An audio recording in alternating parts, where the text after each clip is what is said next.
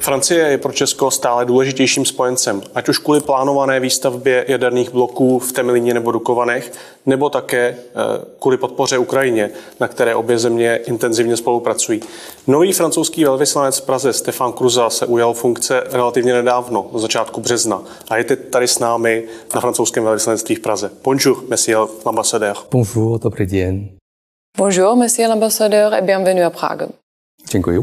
Ma première question concerne votre début de votre fonction à Prague, en République tchèque. Comment c'était pour vous de venir en République tchèque en tant qu'ambassadeur de France et en même temps, même semaine, gérer la visite du président de France, Emmanuel Macron?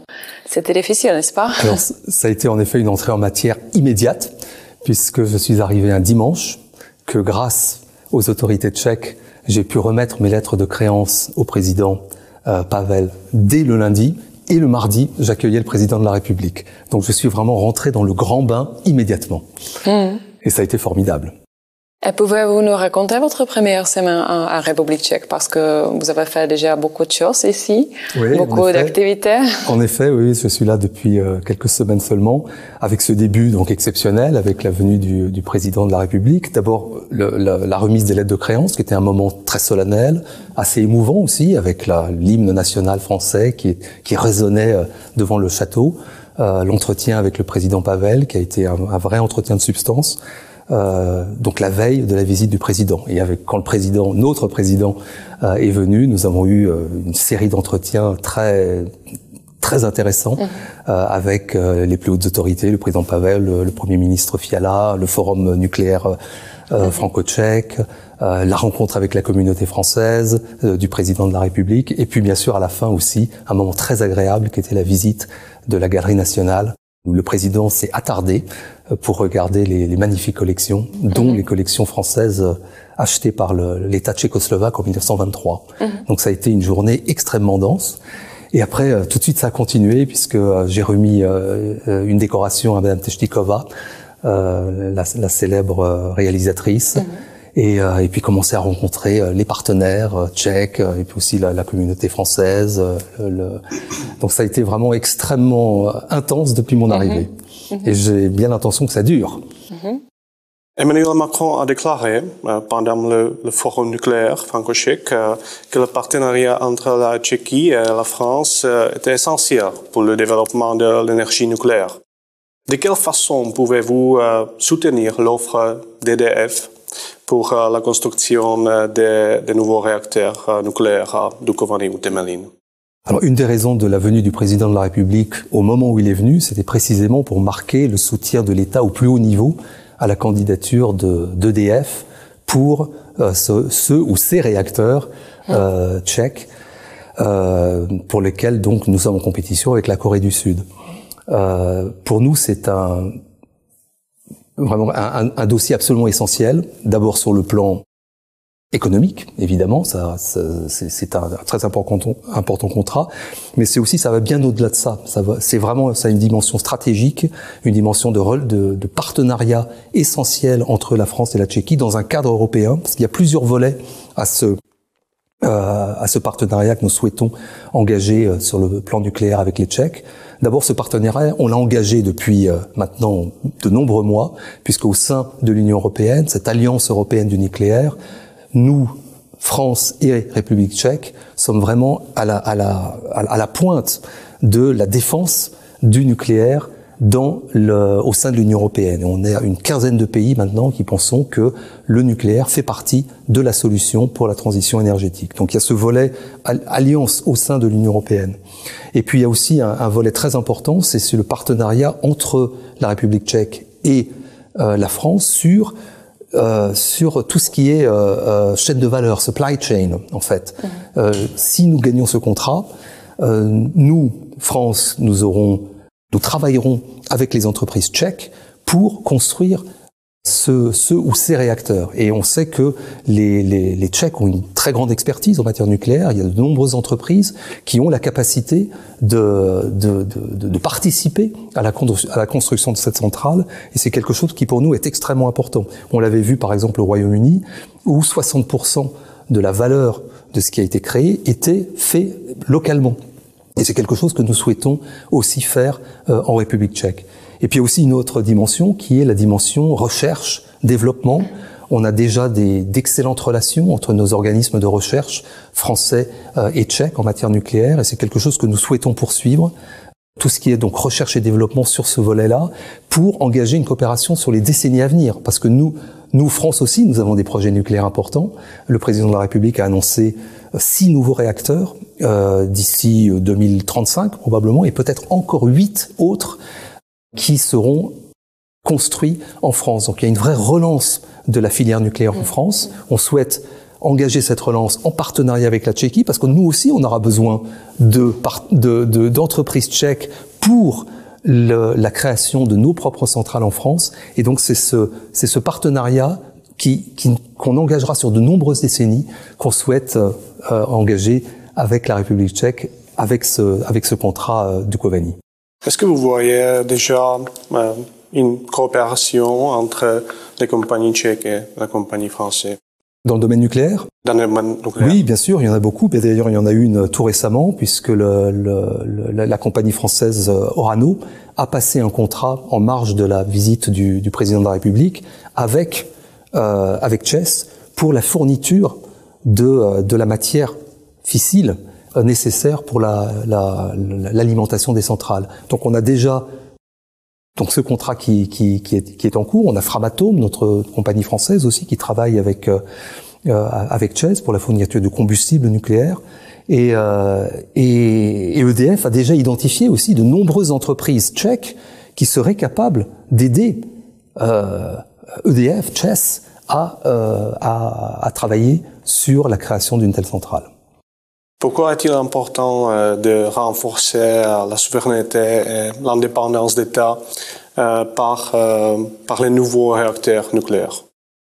Vous savez qu'on est engagé dans une transition énergétique absolument nécessaire, qui est rendue nécessaire par les effets néfastes du changement climatique. C'est un sujet que je connais bien, puisque j'étais ambassadeur pour le climat pendant presque 4 ans avant de prendre mes fonctions ici. Et donc je vois à quel point il est important et urgent d'opérer cette transition énergétique. Et pour ça, il faut donc nous passions d'une économie essentiellement carbonée, parce qu'aujourd'hui, on a encore, dans le mix énergétique mondial, c'est 80% du mix énergétique qui est des énergies fossiles. Et en France, même si on a beaucoup de nucléaire, c'est encore 70%. En République tchèque, c'est davantage encore. Donc il faut qu'on réduise massivement notre dépendance aux énergies fossiles. Et pour ça, il y a plusieurs solutions. Il y a évidemment la solution des énergies renouvelables. Donc on est engagé, nous en France, de manière très volontariste pour développer ça de manière massive. Il y a, de nos points de vue aussi, l'énergie nucléaire, parce que l'énergie nucléaire, elle est zéro carbone, elle est complètement décarbonée. Ce qui sort des centrales nucléaires, c'est de la vapeur d'eau. Et contrairement donc aux centrales à charbon. Et donc on pense que vraiment le nucléaire fait partie de la solution.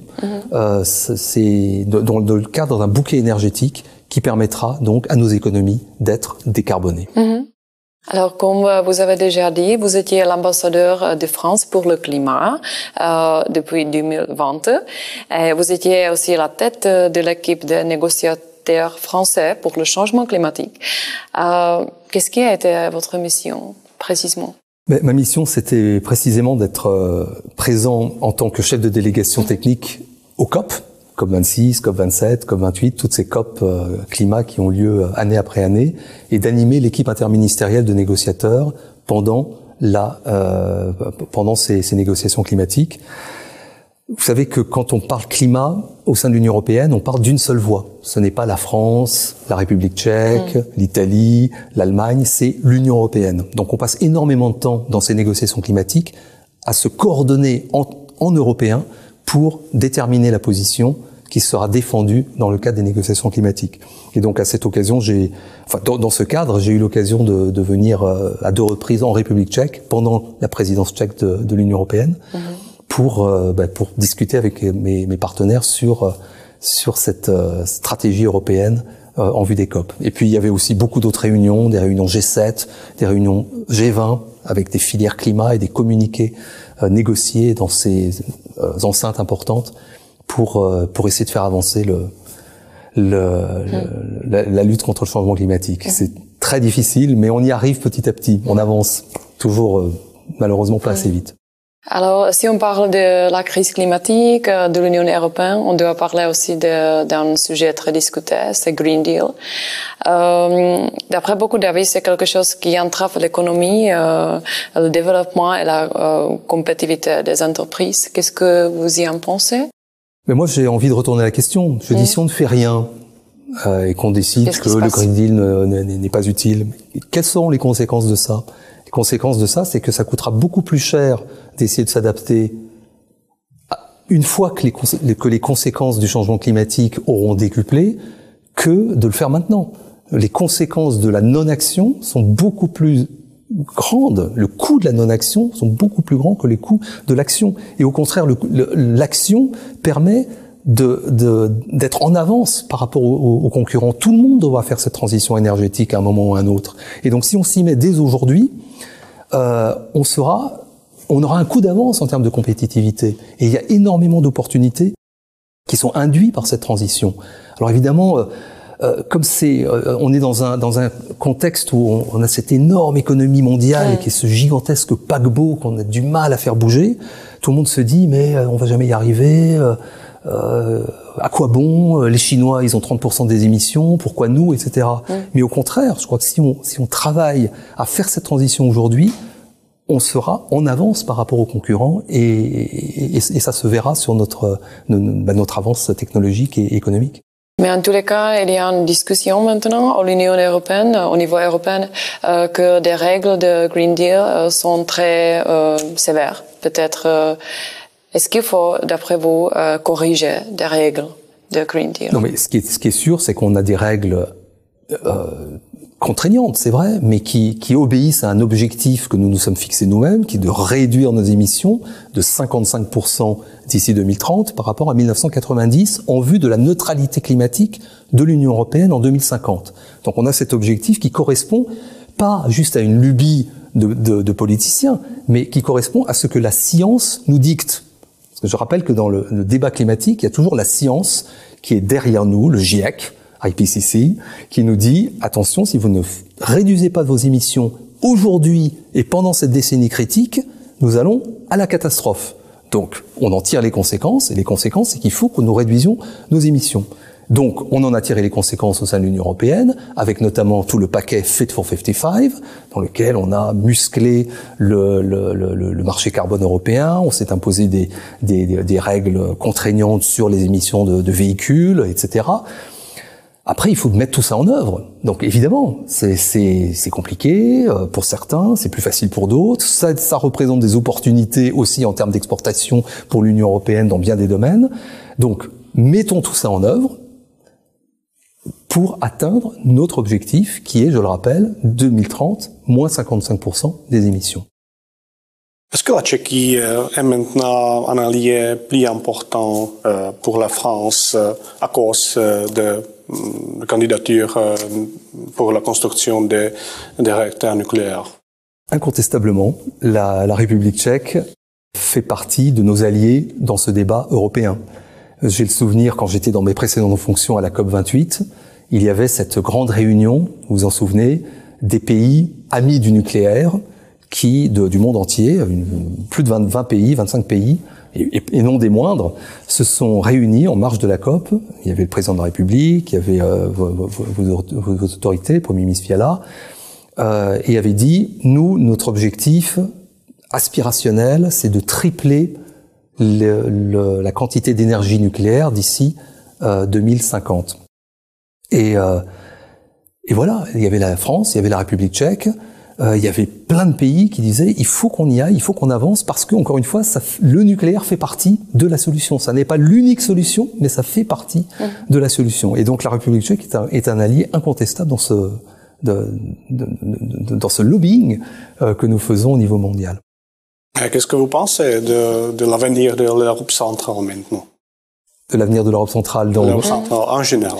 En général, c'est une région de l'Europe extrêmement importante, qui est toujours en pleine croissance, qui est aux avant-postes. C'est quelque chose qui m'a frappé en venant ici. C'est-à-dire, je suis venu 1500 kilomètres plus à l'est, et on part de l'Ukraine en permanence. Donc c'est vraiment une région qui est aux avant-postes de cette guerre d'agression de russe que tout le monde sent de manière très intime dans sa chair en fait ici. Et c'est moins le cas en France, parce qu'en France on est plus loin et donc il y a un travail de pédagogie qu'a entrepris d'ailleurs notre président. La semaine dernière, il a passé une demi-heure à expliquer un horaire de grande écoute aux Français, à expliquer l'importance d'aider l'Ukraine. Parce qu'il en allait de notre propre sécurité et de l'existence même de l'Europe.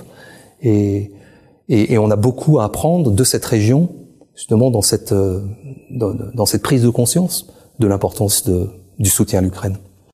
Je posais la question sur l'avenir de l'Europe centrale parce qu'il y a des tendances autocratiques dans quelques États. Par exemple, l'ambassadeur britannique en Slovaquie a critiqué le gouvernement de M. Fico.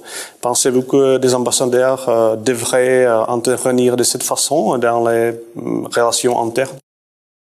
Bon, je suis pas en Slovaquie, je suis en République tchèque, mais je crois que c'est le rôle de tout diplomate et de tout ambassadeur de rappeler les valeurs auxquelles son pays est attaché.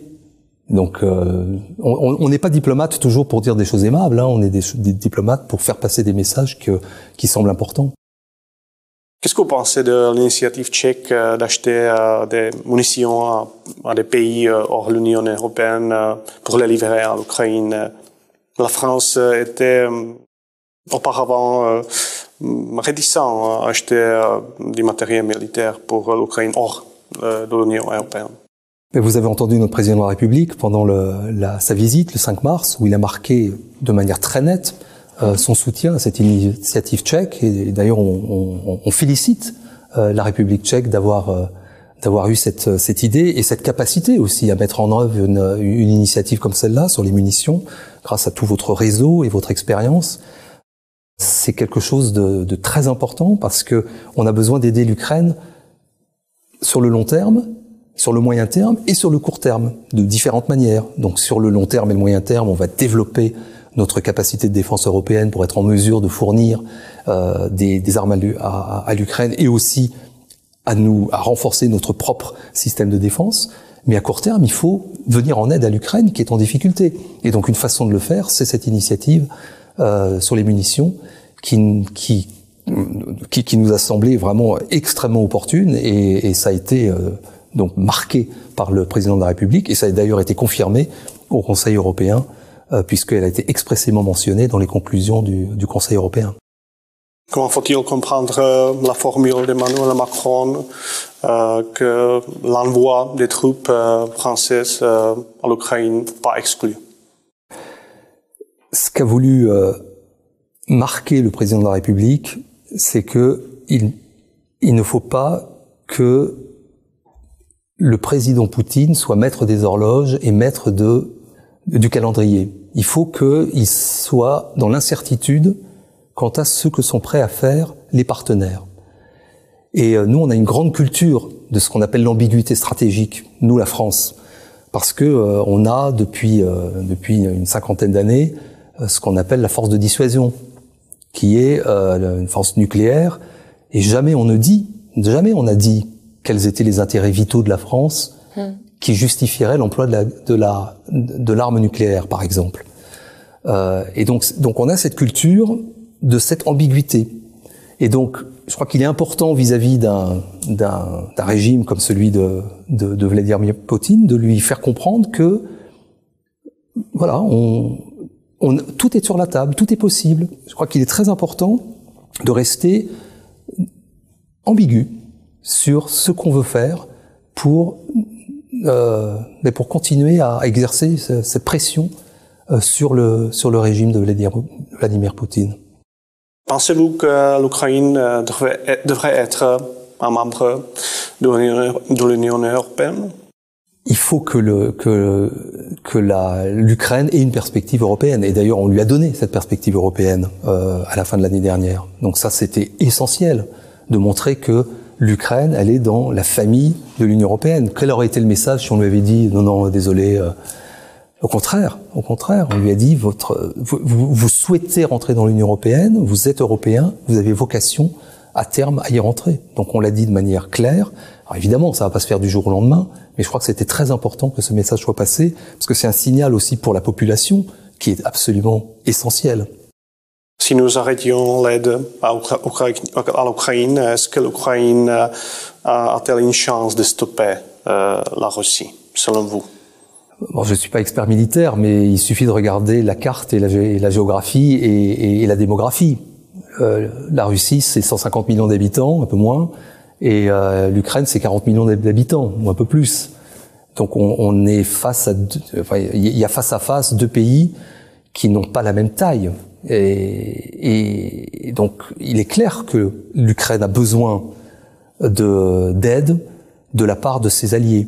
Elle fait preuve d'un courage extraordinaire. Enfin, on se souvient au début de la guerre en 2022, quand la Russie pensait ne faire qu'une bouchée de l'Ukraine, et elle s'est rendue compte qu'elle avait face à elle un pays extrêmement résilient, courageux, mais il faut l'aider dans la durée. Et c'est ça l'idée, c'est qu'on fera tout ce qui est nécessaire, et de manière aussi intense que nécessaire, comme on l'a rappelé dans les conclusions du Conseil européen, pour aider l'Ukraine et pour empêcher une victoire de la Russie. Pensez-vous que les gens comprennent la situation, pourquoi on doit aider l'Ukraine? Je pense que de plus en plus les gens le comprennent. En France? En France? Oui, en France, oui. Je crois de plus en plus ils le comprennent, parce que même si on est loin, justement, par rapport à la République tchèque, on a 1500 kilomètres à l'ouest, on se rend compte que cette guerre, c'est une guerre pour notre souveraineté, pour nos valeurs.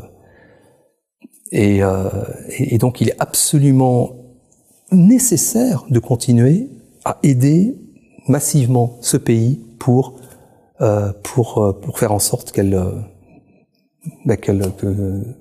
gagne au final. Et pensez-vous à ce point-là que le soutien français et tchèque devrait augmenter le soutien à l'Ukraine, je pensais? Il faut aider plus. Bien sûr, mais on fait déjà énormément.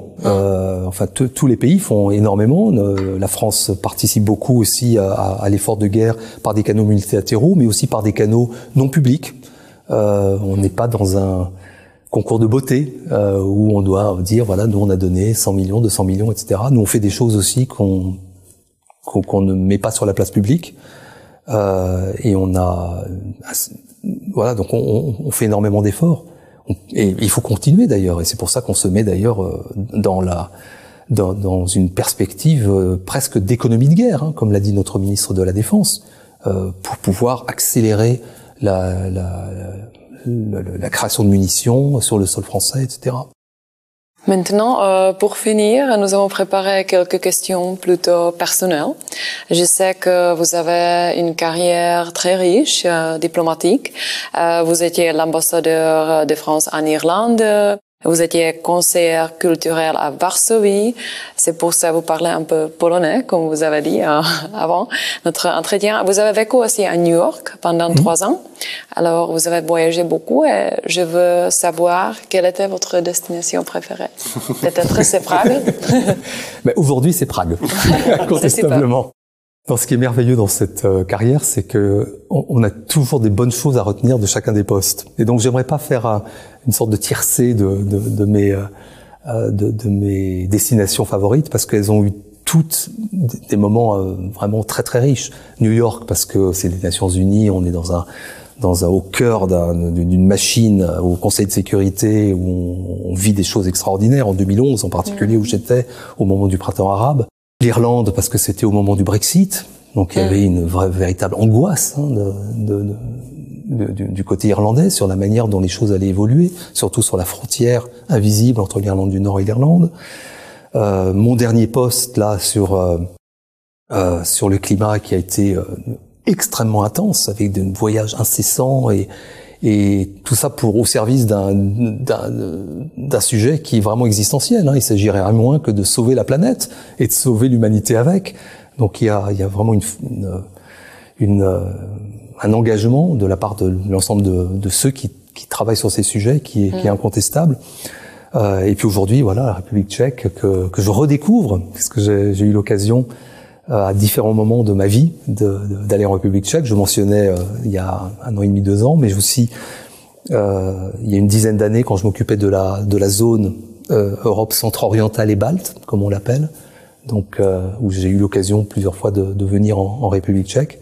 Et puis un tout premier souvenir qui était quand j'étais tout jeune étudiant, je suis allé en 1983, je faisais un tour d'Europe et je suis passé par Prague et j'ai le souvenir d'une ville magnifique, plus sombre, parce que c'était pas encore bien propre et rénové. Les bâtiments étaient plus. Ouais, ça a beaucoup changé. Mais c'était une vision assez merveilleuse, quoi, d'une ville un peu endormie avec des touristes est-allemands. J'entendais l'allemand et je comprenais que c'était des touristes est-allemands qui se promenaient sur le pont Charles. Et puis j'ai le souvenir très vivace dans ce soleil pragois de fin d'été, d'une vieille dame qui vendait des pastèques des morceaux de pastèques devant le château. Et donc j'ai acheté un petit morceau de pastèque auprès de cette vieille dame. Voilà mon souvenir de 1983 de Prague.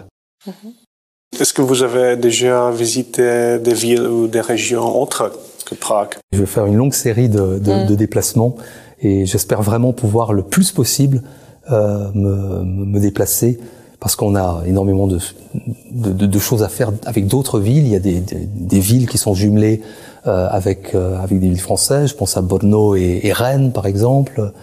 On a 6 alliances françaises. On a l'Institut français à Prague, mais on a aussi 6 alliances françaises dans différentes villes de République tchèque. Donc je compte aller dans chacune d'entre elles et rendre visite à toutes ces villes et découvrir la richesse de ce pays. J'ai vu que vous avez visité votre premier opéra tchèque, Rusalka. Comment c'était? C'était formidable. Non, vraiment, j'ai absolument adoré. Je suis très amateur de musique et très amateur d'opéra en particulier. Et j'étais ravi de voir la richesse de la programmation à Prague, puisque tous les soirs, on a des opéras, des concerts, dans différentes salles. Et ça va être un des grands plaisirs de Prague de profiter de la vie musicale ici. J'ai déjà dit que vous étiez à Varsovie et vous parlez un peu polonais, je ne sais pas si un peu ou beaucoup, mais je voulais vous demander si vous avez aussi la volonté d'apprendre la langue tchèque, si vous avez déjà commencé. Oui, zaczynam se uczyć po czeski, to jest czeski jazyk, ale doufám, że budu mluvit czeski très bientôt. Brzy. Voilà. Peut-être comme l'ambassadeur de Royaume-Uni, d'Angleterre, Medfield, il parle très bien tchèque voilà. déjà. Donc ça sera mon benchmark. Est-ce qu'il y a quelque chose qui vous a étonné ici à Prague? C'est peut-être le temps, parce que je croyais qu'il faisait froid en hiver, et ça c'est sans doute un des effets du changement climatique, mais depuis que je suis arrivé il y a 3 semaines, il fait beau et chaud. Donc je ne sais pas s'il faut s'en réjouir ou s'en lamenter, mais c'était une surprise. Est-ce que vous avez déjà dégusté des repas tchèques? Et pour l'instant, j'ai profité de l'excellente cuisine de mon chef à la résidence, qui a pu faire preuve de son talent avec les premiers invités tchèques que j'ai pu recevoir à la résidence. Et quels sont vos plans maintenant pour le mois prochain? Vous serez si actif comme maintenant, les dernières 3 semaines, Absolument. votre première semaine? Oui, alors, donc, comme je le disais, aller à la découverte de la République tchèque en dehors de Prague, certainement. Travailler sur le projet nucléaire, puisqu'on a des échéances très bientôt, parce qu'il va y avoir la remise de l'offre d'EDF à la fin avril et une décision normalement de Tchèques qui devrait intervenir au début de l'été, donc ça sera un sujet important.